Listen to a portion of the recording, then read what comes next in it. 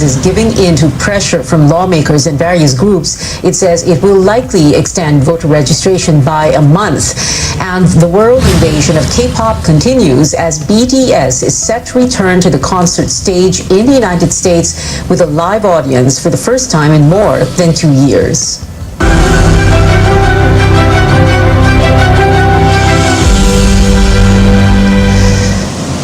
After health workers, the elderly and those with comorbidities, essential workers, and the indigent community, it is now the turn of minors and the general public to get vaccinated against COVID-19.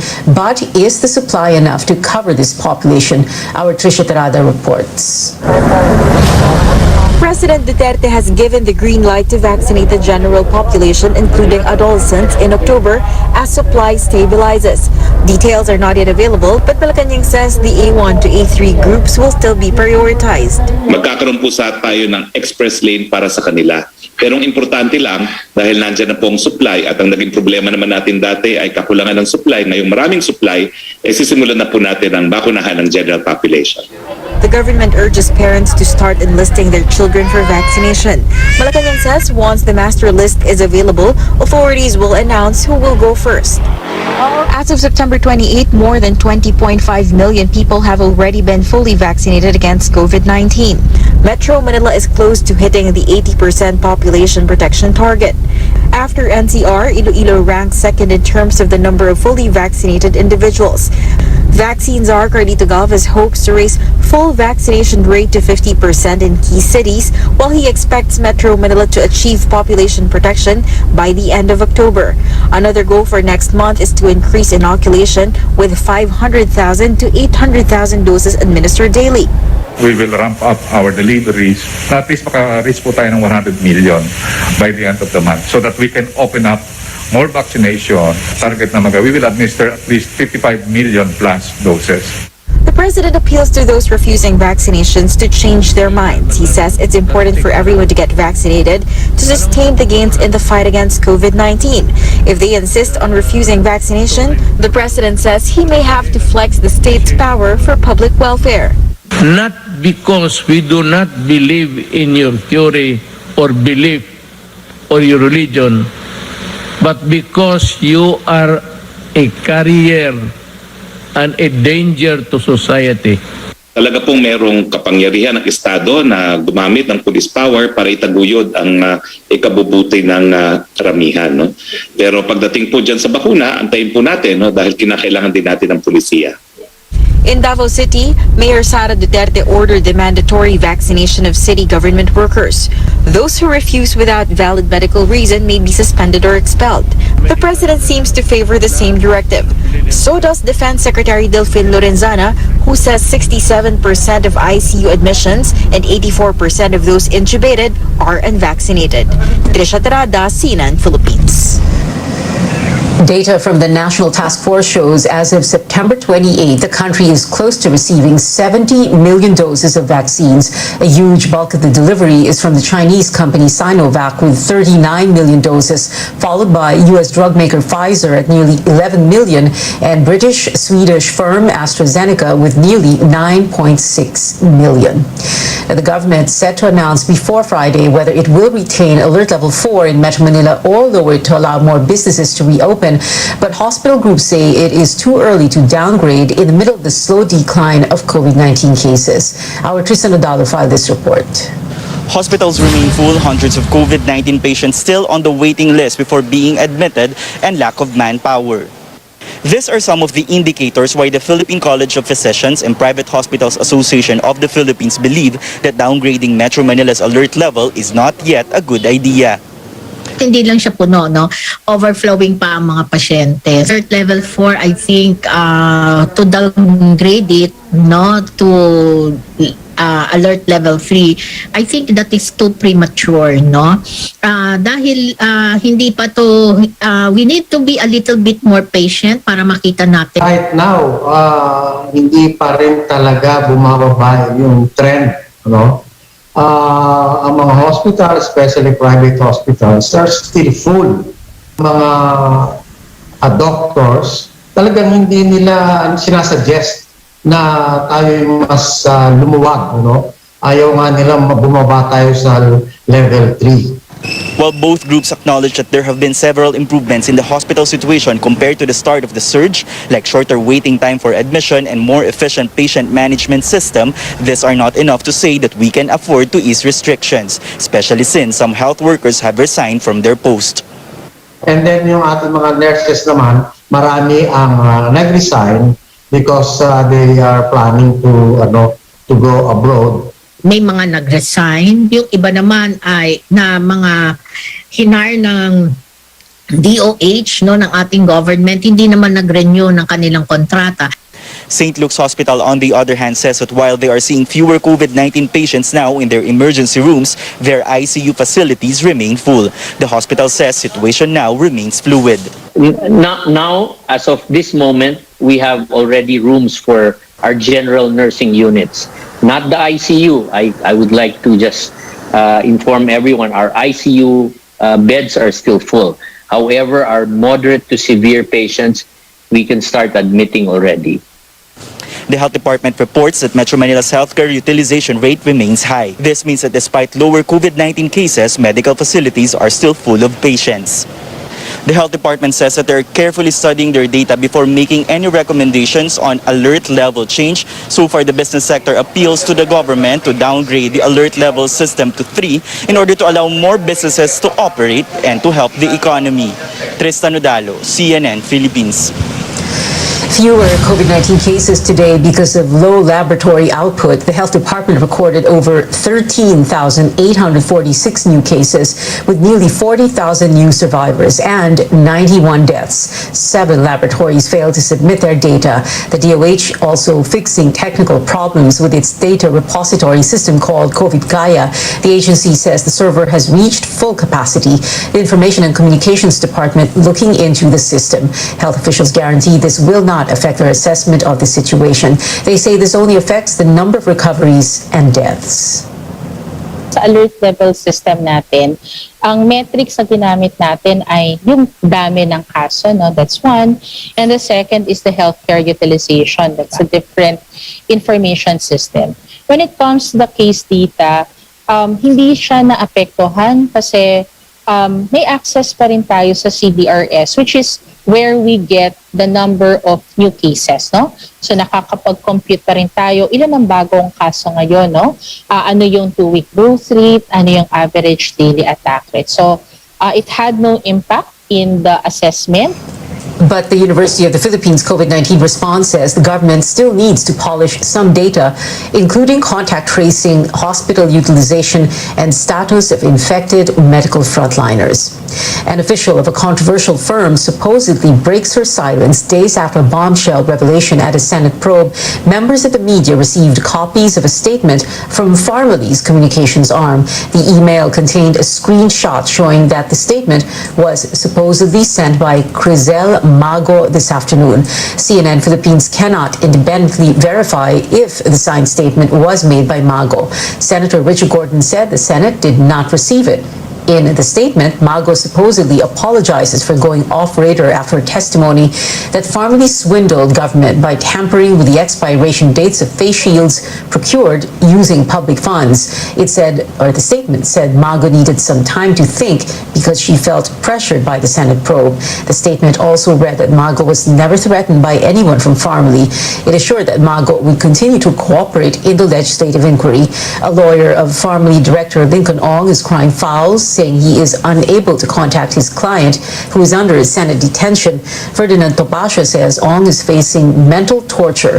Footage released by the Senate today shows Ong taking a morning walk in the Senate premises. Gordon earlier threatened to cite Topacio in contempt after the lawyer said the Blue Ribbon panel is turning into a kangaroo court. Is it written unless I woke up in Thailand this morning that you cannot criticize an institution or a public official? Last time I looked, that right was right there in the Constitution. So this is getting really ridiculous, and that only goes to show that they are a kangaroo court. And I will repeat this again. The Senate Blue Ribbon Committee under the leadership of a Senator, Richard Gordon, is turning into a kangaroo court. It is a kangaroo court. Now, please, Mr. Gordon, if you have legal basis to cite me in contempt, please do so now. Gordon advises Topacio to instead try to help the Senate not be distracted by sideshows. Coming up on News 9, more bodies retrieved following a tragedy at a waterfalls in Cebu, and lawmakers are confident the COMELEC will heed calls to extend the voter registration period. Details next. Stay with us.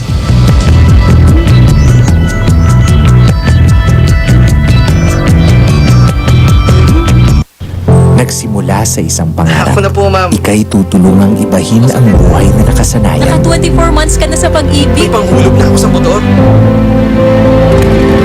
Uy, bagong motor! Gagawa ng hakbang para mapaghandaan ng forever. Ingat ka ha. At harapin ang bukas nang may maaasahan. Simulan mo na ang forever mo ngayon. Fund your forever with Pag-ibig Fund. Register today. Pogino! Dahil yan sa vet-approved Nutri-Chunks Coat Shine with active boost and prebiotics na pampalisto. Made with real salmon goodness and omega-3 and 6 for healthy skin and shiny coat. Kita naman, di ba? Listo, ganado sa Nutri-Chunks Coat Shine. Amid the darkness, look on the bright side. As the battle against COVID-19 continues, the fight for proper nutrition grows as more and more families lack access to healthy food. Nor is no stranger to these health challenges. For over 2 decades, the food brand has championed proper nutrition for every Filipino and continue to do so, especially during these troubling times. Nor has an important role to play in addressing the problem of malnutrition. Given our reach and our portfolio of nutritious and delicious products, we are in a position to make a real difference.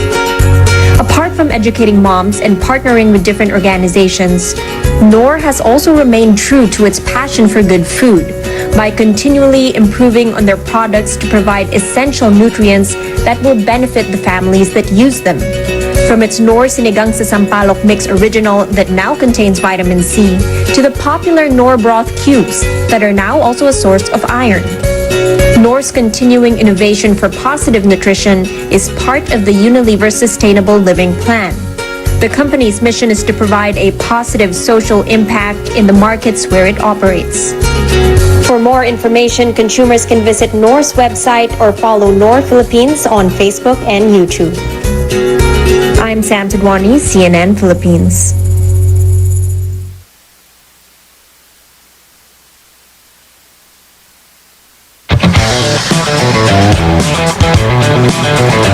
I have about an hour before my next appointment, so I'm going to stop by my regular auto care center and get the car checked up, maybe even an oil change. Here it is right here. Hi. Good day, sir.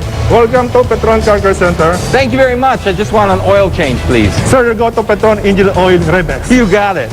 What I love about Petron Car Care Center is they offer a full range of automotive repair and maintenance service, from lubrication, tune-ups, even tire and electrical maintenance and repairs. Any care your car needs is right in here, so it's hassle-free and convenient. Their outlets nationwide have highly skilled technicians who use state-of-the-art tools and equipment to keep your vehicle in tip-top condition. So expect expert solutions to your concerns and effectual service from their staff. So how's it going, Kuya? Good? With Petron's extensive range of internationally accredited lubricants, both mineral and fully synthetic, the Car Care Center over here, which is your automotive fluid specialist, is your one-stop shop for all your lubricants. Now, it's necessary to have checks and regular oil changes because this has a significant impact on your engine's performance. This is why it's so important to use quality engine oils that are designed to provide ultimate engine protection. Formulated with dynamic cleaning technology that promotes superior engine cleanliness for a more efficient and longer engine life, Petron Rebex is my top choice. It has an outstanding oxidation resistance to keep your car's engine healthy and perform exceptionally good. First-rate cleanliness, protection, and maintenance. It's all guaranteed here at Petron. Petron, may kasabay sa lakbay.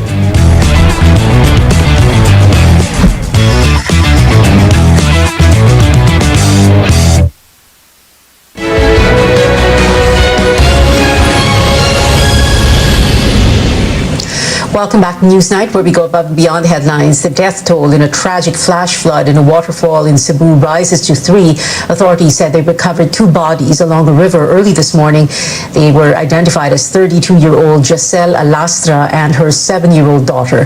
The 2 had been missing since Sunday afternoon. They were among several enjoying a day out at Tinubdan Falls in Katmon town when a flash flood happened. The area was earlier eyed as a tourist destination, pending guidelines for its opening. A probe is underway to find out how people were able to access the falls.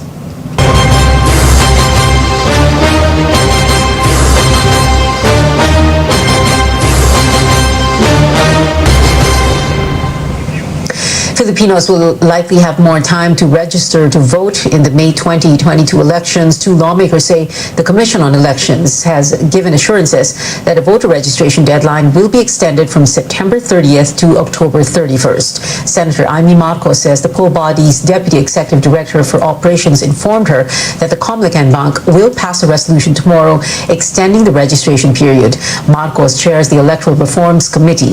Surigao del Norte Representative Francisco Jose Matugas, who sponsors Comelec's budget, also confirming the adjusted deadline during plenary debates on the proposed 2022 National Spending Plan.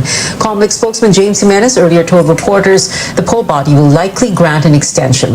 It earlier rejected requests from lawmakers and various groups, saying a later deadline would delay preparations for the elections. Comelec plans to limit voters assigned per precinct to observe physical distancing, but first it needs to finalize the total number of voters to determine how many precincts will be needed. Meantime, Filipinos continue to crowd registration sites, still hoping to participate in next year's elections. George Kila shows us the situation at one site in Manila. People flock in this mall in Manila 2 days before the deadline of the voter registration. With the overwhelming number of people arriving, Comelec Manila decided to accommodate those who arrived only until 8 a.m. Those who did not make it to the cutoff were advised to return the following day. Bigyan nila dapat ng mahabang oras na yung tao. Kahit hindi na 200, bigyan nila ng lahat para matapos kasi interesado mga tao lahat bumoto. Yung mga inabutan namin ng cut-off, ang ginagawa po namin sa kanila, kukunin namin yung pangalan nila, i-interviewin na rin ng kaunti, tapos pag nakuha na po namin yung pangalan, ipapalista namin para bukas may appointment sila. It's a totally different scenario inside the mall. People enjoy the comfort of their seats in an air-conditioned area like the movie theater. Police and mall guards ensure that basic health protocols are followed. Bagamat gusto naming irehistro lahat, pero hindi na rin po kaya ng mga katawan, ng mga taga-field office. Pamula po nung naglunsad kami ng mall registration, halos 12 oras na pong nagtatrabaho yung mga empleyado sa field. With the public demand to extend the voter registration, election watchdog NAMFREL joins the clamor for Comelec to extend the registration for another 4 weeks. I think this is sufficient already to handle the deluge of applicants to the various satellite voting centers and Comelec offices. NAMFREL says there are around 74 million Filipinos who are 18 years old and above come elections 2022, but only around 62 million are registered voters so far. George Cahiles, CNN Philippines. The Liberal Party unveils its initial senatorial slate for 2022 with familiar names seeking re-election. In a statement, the LP said it nominated incumbent Senators Francis Pangilinan and Laila de Lima and former Senator Bam Aquino during its virtual National Executive Council meeting. The party also passed a resolution endorsing Senator Risa Ontiveros from Akbayan and human rights lawyer Chel Diokno as guest candidates. Pangilinan, de Lima, and Ontiveros earlier announced their bids for re-election. Diokno will give it another run after losing in 2019, while Aquino has yet to announce his plans. The party passed a resolution granting Vice President Leni Robredo full authority to initiate talks and create a united national slate of candidates for President, Vice President, and Senators. Robredo earlier called for a united opposition to challenge administration bets next year. A legend in literature passed away this morning. Bienvenido Lumbera, a Palanca awardee and National Artist for Literature, died at 9:14 a.m. today of stroke complications. He was 89 years old. Tributes for the late poet and professor all over social media, from former students to fellow writers like Lualhati Bautista and Noel Ferrer. Ferrer says novena masses and a memorial will be held every 8 p.m. or 8 in the evening from today until October 6. Further details will be announced soon. Coming up on Newsnight, it seems Vice President Lenny Robredo holds the key to rock band's reunion, and Korean boy group BTS will hit the concert stage in the U.S., its first in-person show since 2019. More details when we return.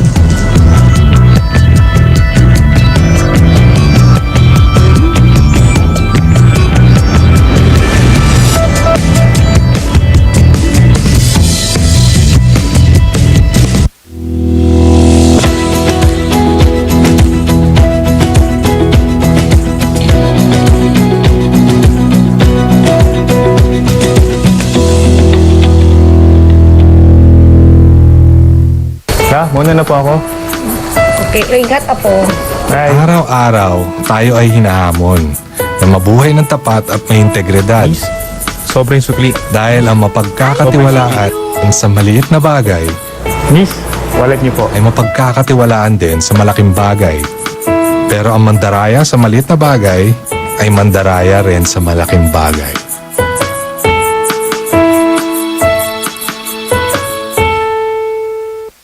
When the world was changing for photographic film, we helped change the world as a pioneer of the digital age.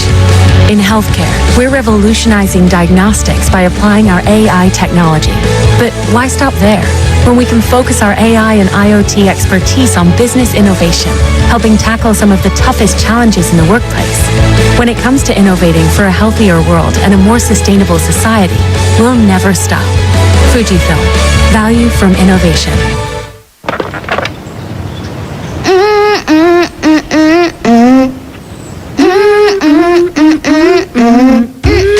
Introducing new Magnolia Mayo. May choice ingredients na tatak Magnolia. At may tamang blend ng tamis-asim sarap. To make kids go,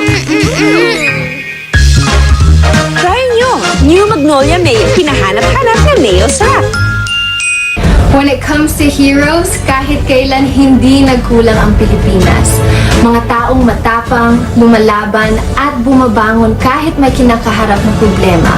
O yung mga tinatawag nating never say die attitude.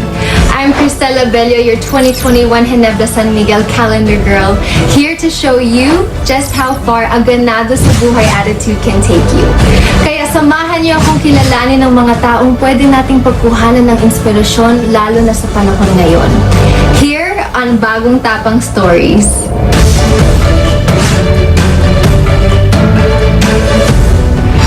Help comes at the most unexpected time from the most unexpected places. And for filmmaker Peter Polillo, it came when he and his wife were struggling to survive during the pandemic. Dati, sunod-sunod ang pag-shoot ng commercials, wedding videos, at iba pa. Pero dahil sa COVID-19, he lost his source of income. Pati ang kanyang asawa na empleyado ng isang manufacturing company ay nawalan din ng trabaho. While others might have given up, Peter did not. Ginastos niya ang kanyang savings. Binenta na rin niya ang kanyang kotse at camera equipment. Tinulungan pa si Peter ng kanyang boss na nagbigay sa kanya ng pagkakataong bumangon. Nagtayo siya ng isang milk tea business at within 2 months, 6 branches at 4 franchises na ang milk tea house ni Peter. Nagbigay si Peter ng trabaho sa mga out-of-school youth at iba pang hindi makahanap ng pagkakakitaan sa oras na ito.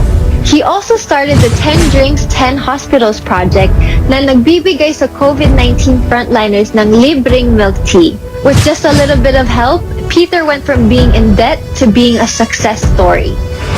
Everywhere in the Philippines, there's an unsung hero whose story is just waiting to be told. Just goes to show that even in our day-to-day life, anyone can embody that bagong tapang spirit. I'm I'm Cristela Bello, your 2021 GSM Calendar Girl. See you next time for more stories na nagpapakita na kahit may bagong hamon sa buhay, may bagong tapang sa One Ginebra Nation.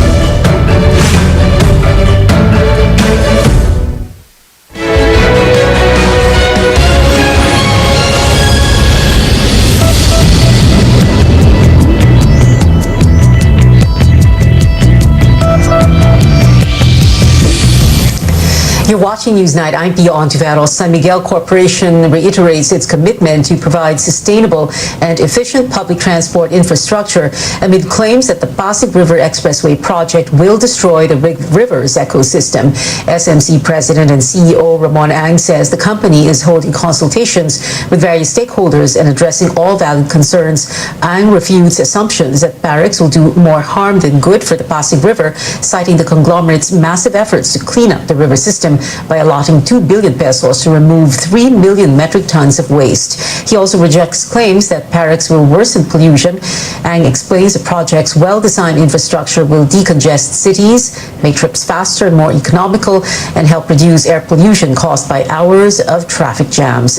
He also clarifies SMC only had initial talks with master planner June Palafox's group and that no formal engagement has been reached yet.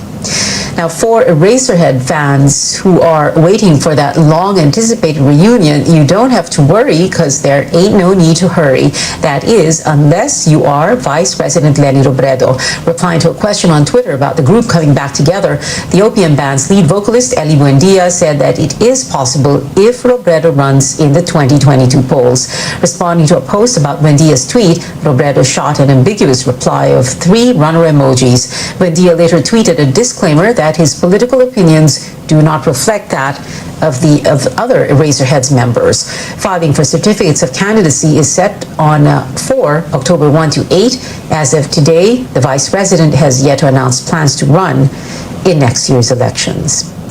In entertainment, shortly after Inigo Pascual's casting in Fox's next musical drama, another Filipino will be part of the ensemble of an American series.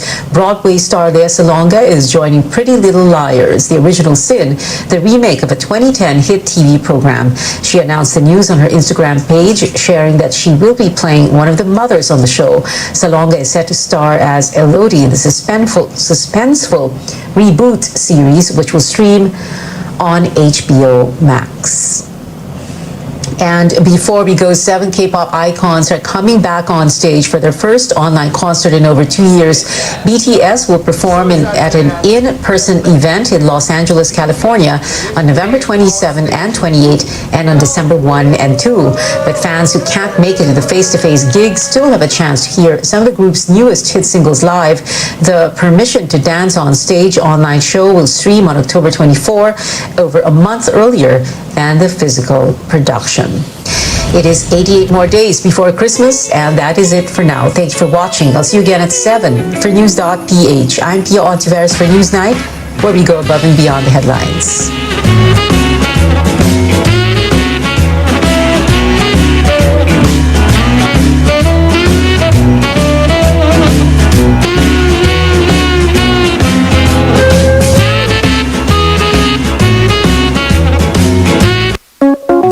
Kini ang RPN DXKD Radio Runda 1053 kHz. Dapitan City Councilor Jezebel Bing Balisado, konsehal sa Dakbayan sa Dapitan nga dali duulon og maabibihon sa iyang mga katawhan. Konsehal Bing Balisado maluluyon og matinabangon sa tanang higayon. Konsehal Bing Balisado sa Dakbayan sa Dapitan. Let's be the solution plus sa COVID-19. D. Bawal walang mask at face shield. I. Isanitize ang kamay at iwasan ang kulob na lugar. D. Dumistansya ng 1 metro at limitahan ang pisikal na interaksyon sa iba. A. Alamin ang tamang impormasyon. Plus, suportahan ang FDA-approved na bakuna. BIDA Plus. Bida Solusyon Plus sa COVID-19. Isang paalala mula sa Department of Health, Zamboanga Peninsula.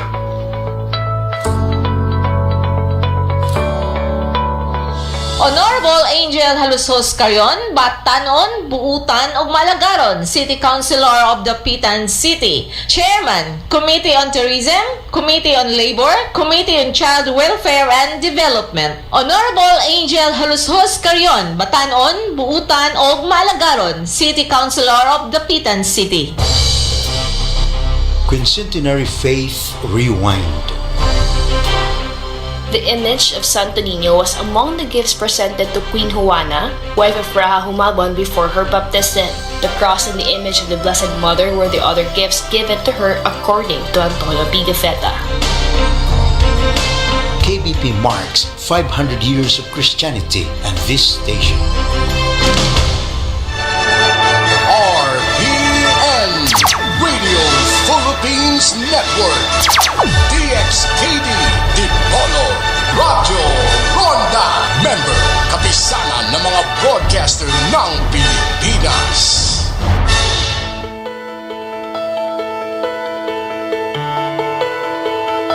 Experts say more than 65% of people around the world are lactose intolerant. This means they're unable to digest the sugar in milk and other dairy products, which is known as lactose. Now, as a result, individuals with this condition experience cramps, bloating, nausea, and even diarrhea, which are mostly harmless, but they can be very uncomfortable and inconvenient. On the program today, we'll find out how lactose intolerance can be managed. I'm Dr. Freddy Gomez, and you're watching Medtalk Health Talk on CNN Philippines.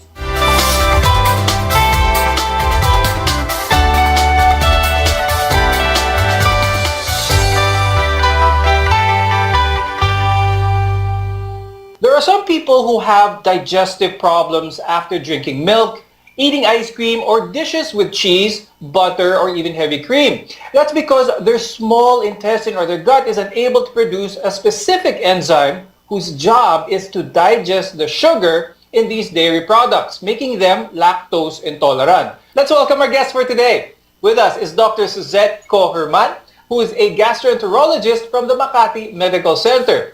Also with us is Ma'am Juvie Martillo C., who is the Chief of Clinical Nutrition and Dietetics at the Asian Hospital and Medical Center. Our topic for today, lactose intolerance. I'm sure marami sa ating mga Pilipino ang nagtataka kung bakit hindi masyado maganda ang reaction nila when it comes to milk, mga gatas, or milk products for that matter. I'll start the discussion first with Dr. Suzy. Pag-usapan natin, what are the warning signs of this condition? Anong pwedeng maramdaman ng ating mga viewers if they are lactose intolerant? Usually, they develop mga gastrointestinal symptoms like they can have abdominal pain, usually crampy, parang kinakabagan.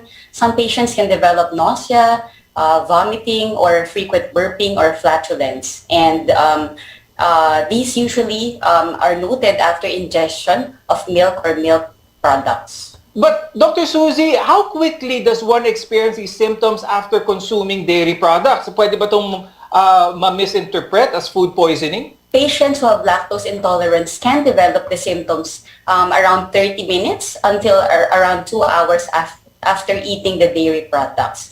And sometimes the severity of the symptoms can also depend on the amount of lactose that they ingest or that they drink. So if very minimal lang yung amount that they were able to drink or ingest in their diet, then the symptoms could be very mild, like maybe only bloatedness. However, if they ingest a lot more food that contains more lactose products, then the symptoms can be more severe. Pagdating sa mga tao na prone to lactose intolerance, meron bang group of people na mas mataas ang likelihood na lactose intolerant sila? Literature would say it's common depending also on the race.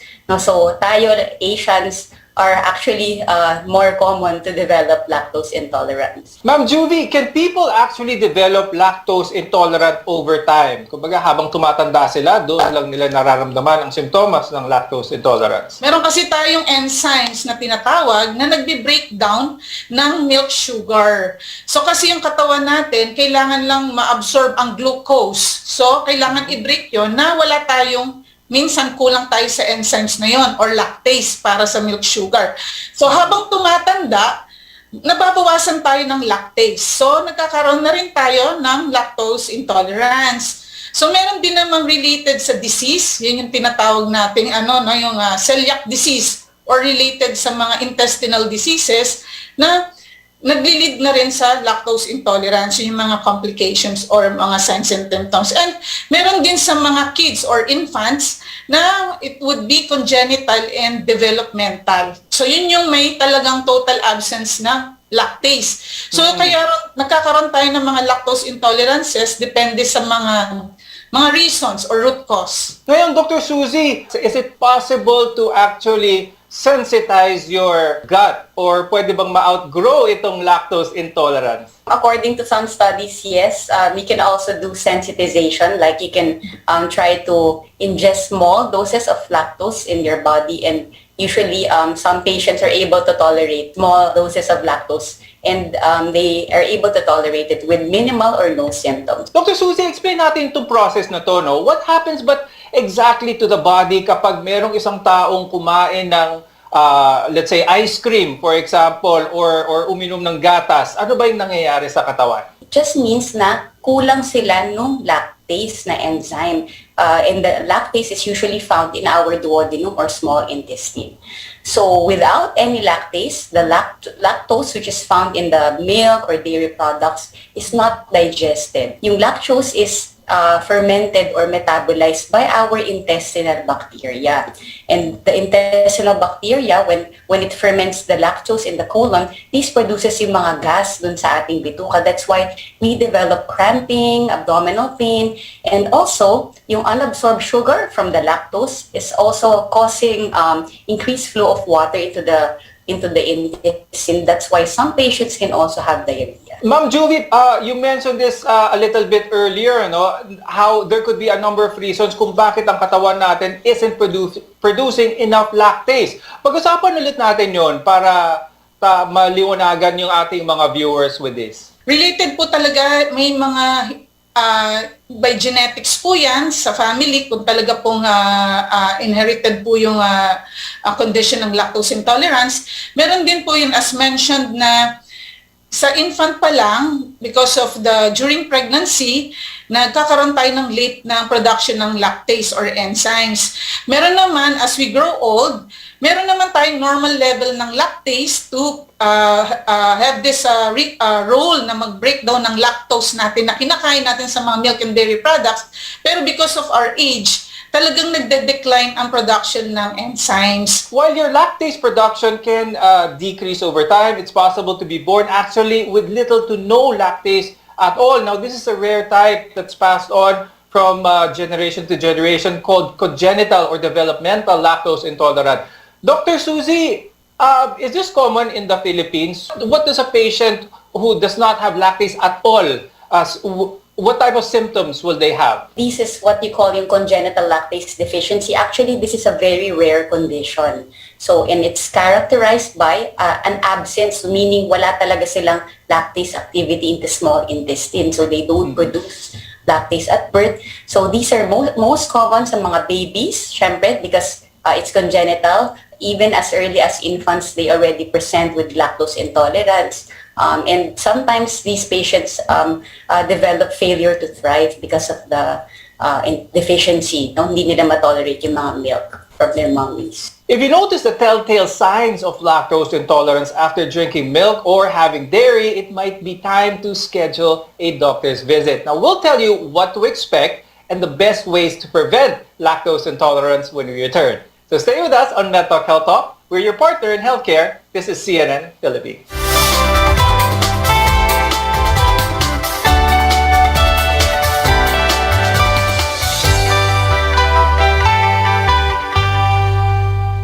Kini ang RPN DXKD Radio Runda 1053 kHz.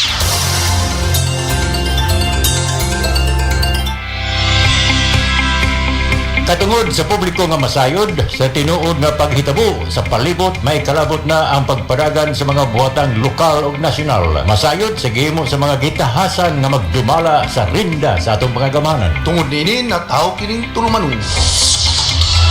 Sa Sayri ang lungsod. Sayri ang lungsod. Gidalit kaninyo ni Sibiana RPN DXKD Dipolog. Sayri ang lungsod. Dinhi inyong madungog ang paghimay sa mga nag-unang isyu o gisgutan may kalabot na sa katilingban. Sayri ang lungsod. Mga problema, reklamo sa komunidad nga gustong ipabot sa mga hintungdang opisina o namunuan. Sayri ang lungsod. Inyong madungog dinhi lamang sa inyong gisaligang RPN DXKD Radio Runda Dipolog 1053 sa dial sa inyong mga radio. Sayri ang lungsod. Makita usab sa inyong official Facebook page sa RPN DXKD Dipolog, YouTube ug Twitter. Please subscribe, like, share, and follow. Sayri ang lungsod. Sayri ang lungsod. At ang paminawa ug sundak kanunay matag adlawng Domingo alas 9 ngadto sa alas 11 ang takna sa kabuntagon ang inyo ug atong tulmanon. Sayri ang lungsod. Sayri ang lungsod. Taytayan sa paglaom. Taytayan sa paglaom. Mga higala, kumusta? Ani ana ang tulumanon, taytayan sa paglaom. Maghatod sa mga balita, hisgutanan ug pagpangumusta. Matag adlaw Sabado gikan alas 10 hangtod alas 12 ang takna sa kaudtuhon. Taytayan sa paglaom. Taytayan sa paglaom. DXKD Ronda Balita. Mga balitang may kamatuuran, way gidapigan o hilisgutanan sa katawhan. DXKD Ronda Balita. Mga labas nga mga balita gikan sa sinaligang mga tinugdagan. Balitang hinimo sa lawak balitaanan.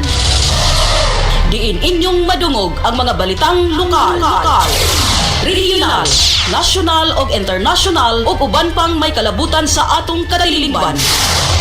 Gihatod kaninyo live gikan sa RPN DXKD Radio Runda Broadcast Center.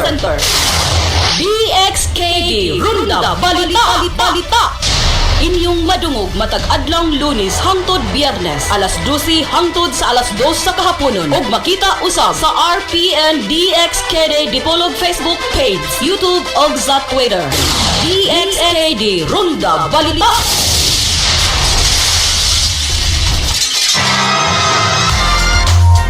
What's in?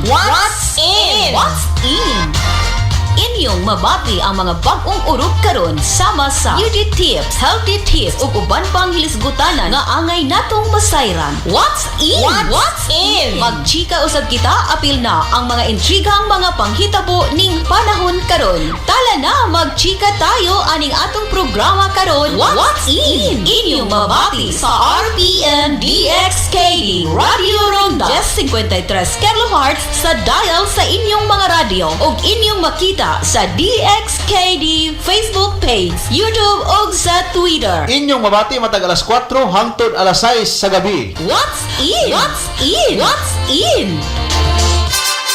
RPN DXKD Radio Runda 1053 kHz.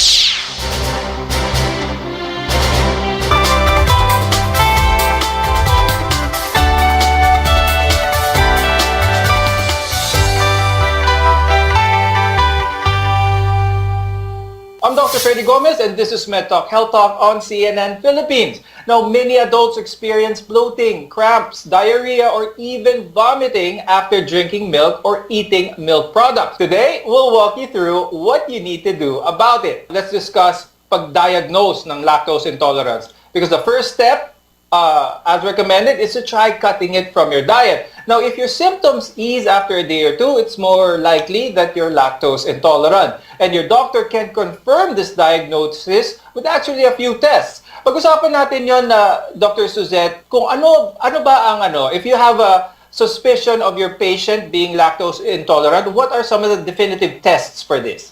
You do the hydrogen fluoride test. So you take it after an overnight fast. So you do it in the hospital. This is a non-invasive test. So ang gagawin is when you go to the hospital after fasting, you're given 25 grams of lactose and then you swallow it with water And syempre, if you cannot tolerate the lactose, then I mentioned, diba, yung bacteria in the colon will be able to digest the lactose in the colon, and they will be producing yung mga gas. And these gases will be detected in the patient's breath when they do the hydrogen breath test. Today, there's actually no cure available yet for lactose intolerance, but it is managed pretty easily. Your amount of food and drinks that contain lactose can actually help. Pero, Ma'am Juvie, pag-usapan natin yon. Healthy ba sa diet ng isang tao na tanggalin ang lahat ng lactose or mga milk products? Is it healthy to eliminate from their diets completely? Lactose is a part of a healthy eating lifestyle, a part of a good composition of a meal, a balanced diet. Kasi when we say lactose, this could be coming from milk and dairy products. And other nutrients could be more component of calcium, phosphorus, kasi yung lactose is a good source of protein din. So pag sinabi nating lactose, andyan yung milk and dairy products, and it's a case-to-case basis. Of course, it's so unfortunate na tanggalin talaga yung lactose sa diet natin. Now, taking calcium and vitamin D supplements are one of some of the alternatives to this, ano? But, Ma'am Juvie, play natin sa mga viewers yung difference nito. Is this a good replacement? We still need the supplements to provide the calcium sources natin, but it's, of course, with a good endorsement or collaboration with the gastro, we really identify that what would be the best that we can give to the patient. Kasi we really nire-reserve namin yung as possible na pwede namin ibigay sa patient. So as identified, for example, if it's due to aging, so we can have a specific amount or allowed that we can give to this type of patients or age group.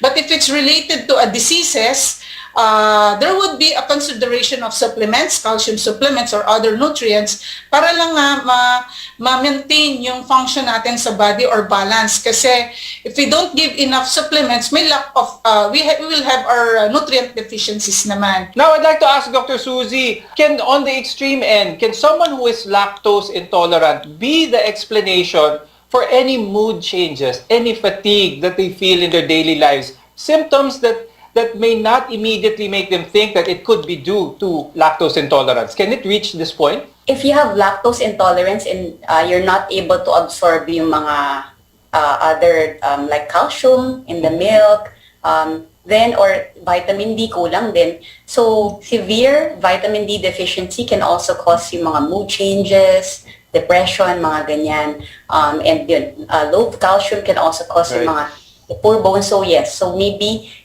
if you're presenting with symptoms of that and you're having some bowel changes or bowel discomfort, especially when you eat dairy products, then maybe better seek a consultation with the doctor, especially a gastroenterologist, so that you can be worked up properly regarding yung possible of lactose intolerance. Now, learning how to manage your lactose intolerance begins with your diet. We'll talk about what foods to avoid and the best alternatives when we return. We want to be your partner for a lifetime of good health, so stay with us here on CNN Philippines.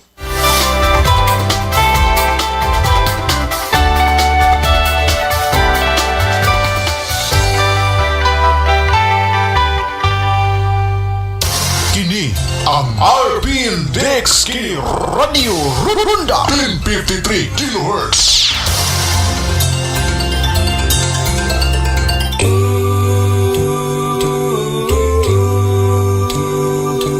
Ang Tingog sa Islam. Usa ka programa sa radyo RPN DXKD Dipolog 1053 kHz sa iimban nga atong mapaminaw sa dakbayan sa Dipolog ug dapitan sa Zamboanga del Norte ug pipila ka lugar gawas sa atong probinsya. Ang Tingog sa Islam. Nagahatag kaninyo og saktong mensahe sa Islam ug pagtinaw sa mga sayop nga pananaw. Ang Tingog sa Islam. Kauban ang inyong mga igsoon Ustad Rashid Nantisa ug Abdurrahman Tingog. Ang Tingog sa Islam. Inyong mabati matag Lunes hangtod Biyernes alas 10 ngadto sa alas 11 sa kaudtuhon. Ang Tingog sa Islam.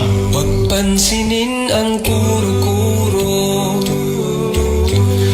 hayaan na ako'y magsalaysay ng totoo.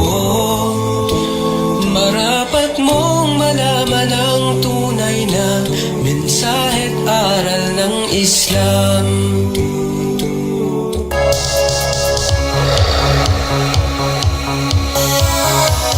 News Recap Pupong on board. Pangitabo sa tulo ka distrito sa Zamboanga del Norte, kalambuan sa politika, showbiz o agrikultura. News Recap Pupong on board. Inilang sa Radio Ronda alas 6 ngadto sa alas 9 adlaw Domingo.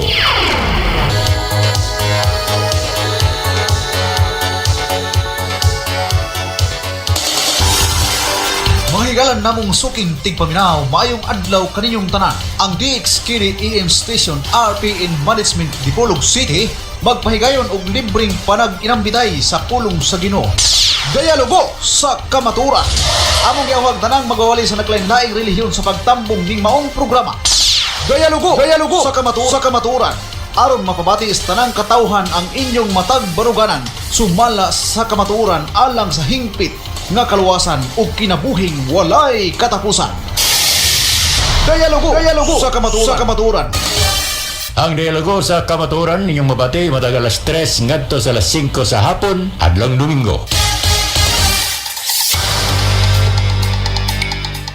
Taliwala sa nagiagumang pandemya ning atong nasud karon, naninguha ang nasyonal nga pangagamhanan nga ipaabot sa kadaghanan ang mga tubag sa nagbaha nga mga pangutana kabahin sa kahimtang sa tanang katawhan pinaagi na sa PCOO kun Presidential Communications Operations Office ni Secretary Martin Andanar.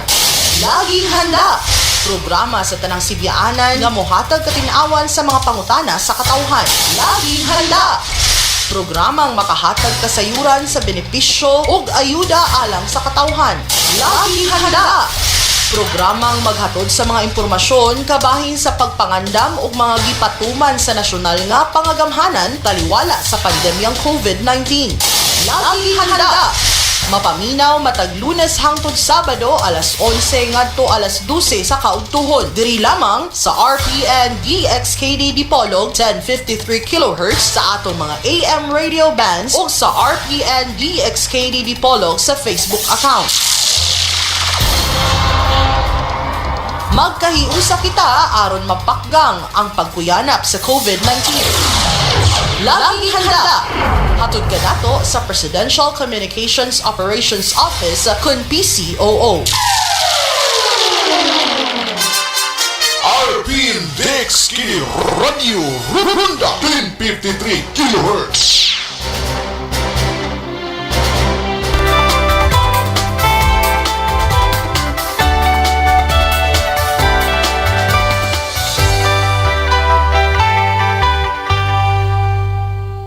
I'm Dr. Freddy Gomez and welcome back to Medtalk Health Talk on CNN Philippines. Now, lactose intolerance is a condition most adults have to live with.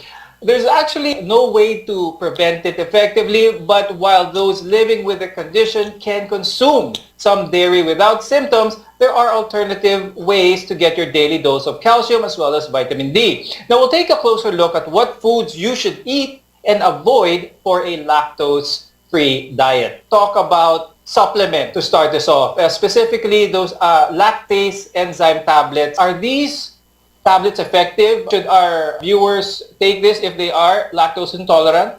So there are commercially available preparations for enzyme replacement, like tablet form or a liquid form.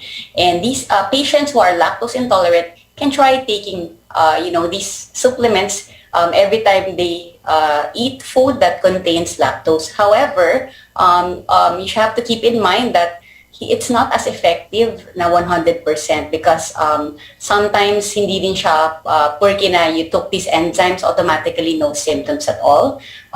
The effectivity of these supplements would also be dependent on the acidity of the stomach. Sometimes if your stomach would be too acidic, then sometimes it cannot work completely. That's why I still advise my patient, the best pa din is you try to limit the lactose products that you're taking. Let's talk about naman yung foods to avoid kapag nalaman natin na you are indeed lactose intolerant. Ma'am Juvie, let's remind our viewers kung ano ang mga pagkain na ito. Now, what should our viewers avoid? kapag lactose intolerant sila? On the food that contains lactose. So in layman, we have just read milk and dairy products. Yan po ay nagko-contain ng lactose. So we have to avoid that gradually, or it depends on the intolerances. And also we advise the other consumers or patients to read properly the food labels that they want to buy in the grocery. Yes. So check on ang basic lang po sa mga packaging, nakalagay ay lactose-free. So that means it doesn't have lactose. Now, if diagnosed with lactose intolerance, you need to make an active effort to get enough calcium as well as vitamin D. Now, we mentioned that supplements are a safe way to get them, but there are many healthy foods rich in these nutrients as well. Ma'am Juvie, pag-usapan naman natin yon. Let's give our viewers some ideas kung ano ang mga pagkain na rich in vitamin D and calcium na hindi naman milk products. Andiyan yung mga seeds. Mahilig sa mga nuts like almonds. If other patients are affordable to buy yan it's a good source of calcium, yung mga nuts. But we can also consider yung mga seafoods or yung mga fish with soft bones, mataas po yan sa calcium. At sa mga mahihilig na kumain ng gulay, yan po ay very lucky po sila. They have a good source of calcium or vitamin D, yung mga dark leafy vegetables like broccoli, mga kangkong, petchay. So that would be very affordable na kahit na lactose intolerant tayo, makakakuha tayo ng ibang sources po ng calcium. Dr. Suzy, how about advice for your viewers when it comes to not just what to do if they are lactose intolerant, but overall gut health? It's very nice to eat, eat a well-balanced diet.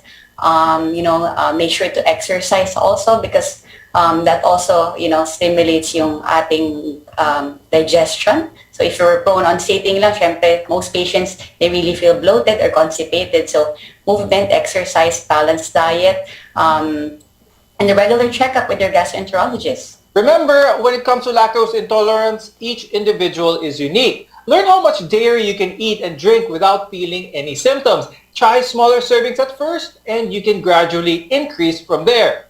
Ultimately, though, you need to listen to your body and what it actually needs. With that, I'd like to thank gastroenterologist Dr. Suzette Coherman and clinical nutritionist and dietitian Ms. Juvie Martillo-C for guiding us on today's episode. Here on Medtalk Health Talk, we hope to give you the knowledge and care that you need. I'm Dr. Freddy Gomez. We'll see you again next time. Stay safe, everyone.